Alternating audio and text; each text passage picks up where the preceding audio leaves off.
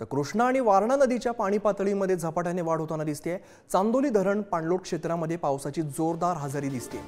कृष्णा नदीवरून याबाबतचा आढावा घेतला आमचे प्रतिनिधी स्वप्नील पाटील यांनी। पाहूया। सांगली शहरामध्ये संततधार सुरू आहे, तर सांगलीच्या पश्चिम भागामध्ये मुसळधार पाऊस पडतोय। चांदोली परिसरामध्ये सातत्याने अतिवृष्टी होते, त्यामुळे वारणा नदीच्या पाणी पातळीमध्ये झपाट्याने वाढ होते। तसेच सांगलीतील कृष्णा नदीमध्ये देखील आता पाणी पातळीमध्ये वाढ होते। सांगलीमध्ये सध्या कृष्णेची पाणी पातळी 26 फुटावरती पोहोचलेली आहे। सातत्याने मुसळधार पाऊस पडतोय, त्यामुळे वारणा आणि कृष्णा या दोन्ही नद्यांच्या पाणी पातळीमध्ये झपाट्याने वाढ होतीये। चांदोली परिसरामध्ये अतिवृष्टी होत असल्यामुळे चांदोली धरणाच्या पाणी पातळीत देखील वाढ होतीये। चांदोली धरण आता 78% भरलेले आहे, त्यामुळे चांदोली धरणाचं सांडवापर्यंत पाणी भरलेलं असून दुपारी चांदोली धरणातून पाण्याचा विसर्ग सुरू होण्याची शक्यता आहे। त्यामुळे वारणा आणि कृष्णा या दोन्ही नदीकाठच्या गावांना सतर्कतेचा इशारा देण्यात आलेला आहे। तसेच कृष्णा नदी देखील आता दुथडी भरून वाहते।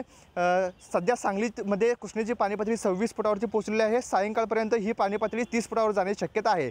सांगली कृष्णा आणि वारणा या दोन्ही नद्यांच्या पाणी पातळीत सातत्याने वाढ होत असल्याने सांगली पाटबंधारेकडून अलमट्टी धरणाला धरण प्रशासनाला देखील 2 लाख क्युसेक विसर्ग करण्याची विनंती करण्यात आली आहे। परंतु अलमट्टी धरणामध्ये सध्या 1.25 लाख क्युसेक पाण्याची आवक होते, त्यामुळे केवळ 1.5 लाख क्युसेक पाण्याचा विसर्ग अलमट्टीमधून केला जातोय। स्वप्नील पाटील, पुढारी न्यूज, सांगली।